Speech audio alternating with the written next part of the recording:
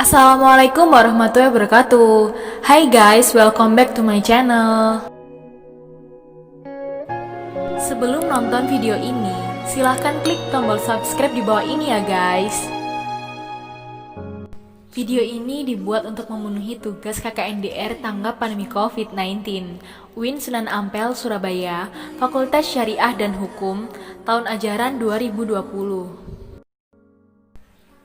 Assalamualaikum warahmatullahi wabarakatuh. Nama saya Milenia Dewi Syafira, NIM C93217094, Prodi Hukum Pidana Islam, Fakultas Syariah dan Hukum, UIN Sunan Ampel, Surabaya.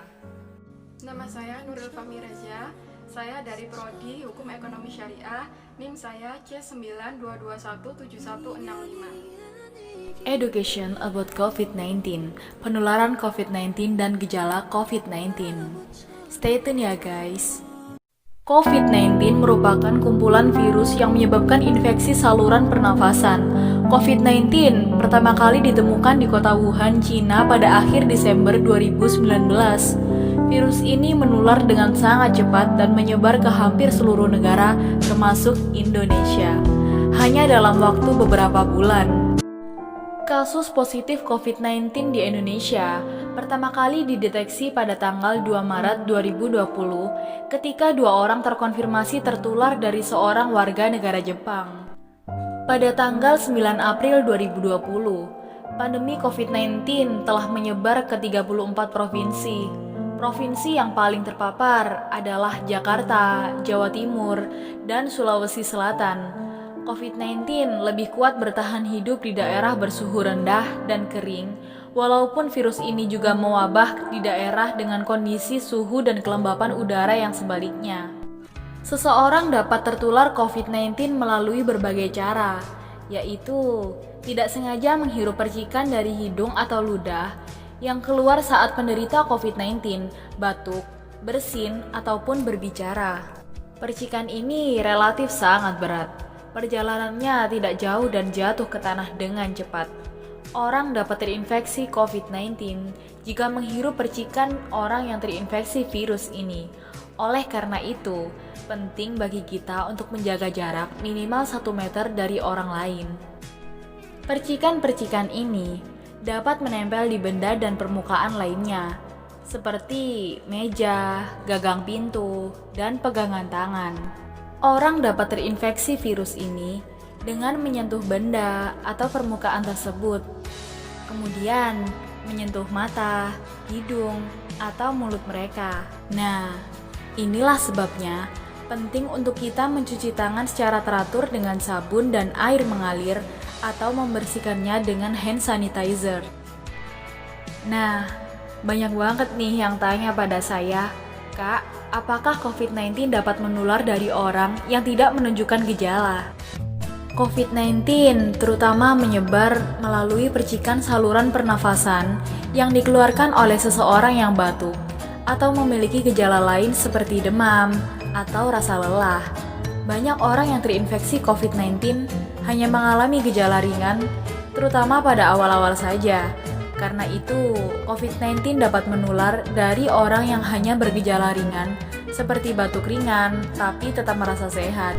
Jadi, orang tanpa gejala dapat menularkan virus ini, namun belum diketahui seberapa sering penularan dengan cara tersebut dapat terjadi. WHO menyebutkan bahwa masa inkubasi bisa berlangsung hingga 14 hari setelah virus pertama masuk ke dalam tubuh. Karena mudah menular, COVID-19 juga beresiko tinggi menginfeksi para tenaga medis yang merawat pasien COVID-19. Oleh karena itu, para tenaga medis dan orang-orang yang memiliki kontak dengan pasien COVID-19 perlu menggunakan alat pelindung diri. Kak, berapa lama sih virus dapat bertahan di permukaan benda? Hal yang paling penting untuk diketahui tentang coronavirus pada permukaan benda adalah coronavirus mudah dibersihkan menggunakan disinfektan rumah tangga, biasa yang dapat membunuh virus tersebut. Virus COVID-19 dapat bertahan hingga 72 jam pada plastik dan stainless steel, kurang lebih dari 4 jam pada tembaga, dan kurang dari 24 jam pada karton. Pastikan Anda selalu menjaga kebersihan tangan, hindari menyentuh mata, hidung, dan mulut.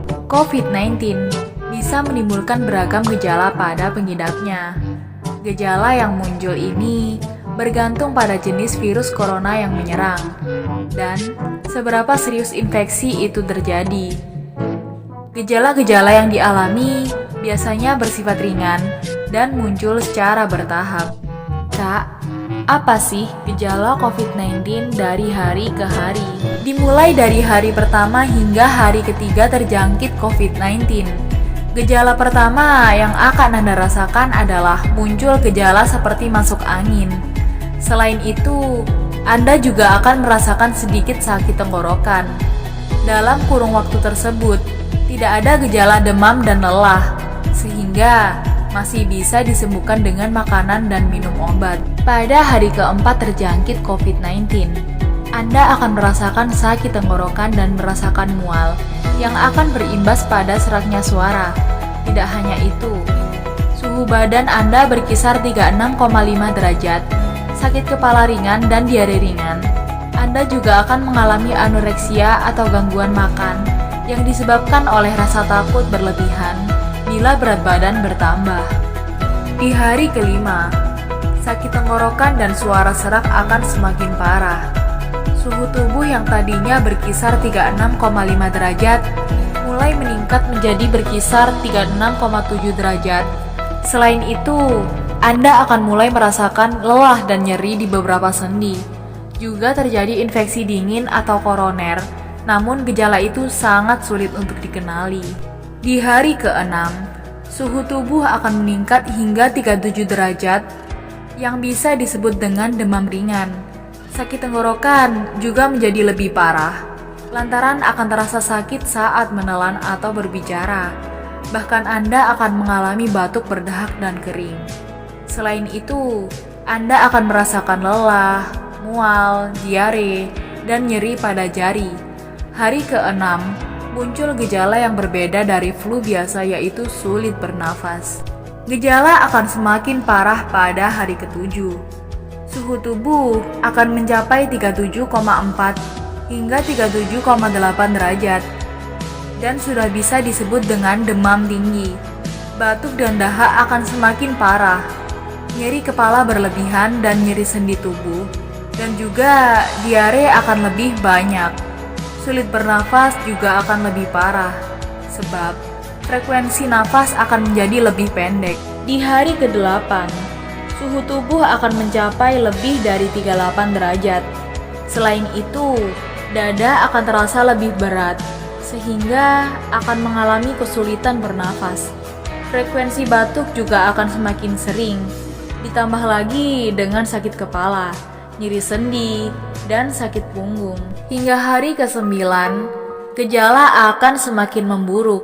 Demam menjadi tidak karuan, batuk menjadi lebih buruk dari sebelumnya, dan akan semakin sulit untuk bernafas. Pada hari ke-10, pasien diharuskan melakukan perawatan intensif atau ICU.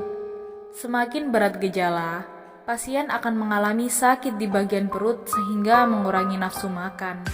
Nah, di hari ke-17, ciri corona biasanya akan membaik di tahap ini, atau dirawat setelah 2,5 minggu.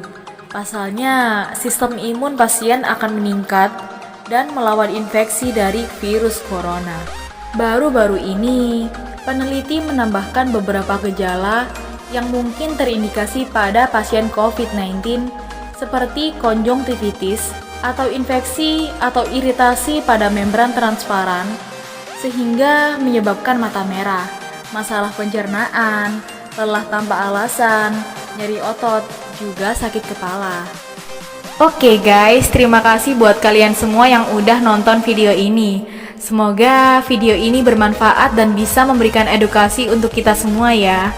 Jangan lupa nantikan video KKNDR ku selanjutnya ya. Jangan lupa like, subscribe, and comment. Assalamualaikum warahmatullahi wabarakatuh.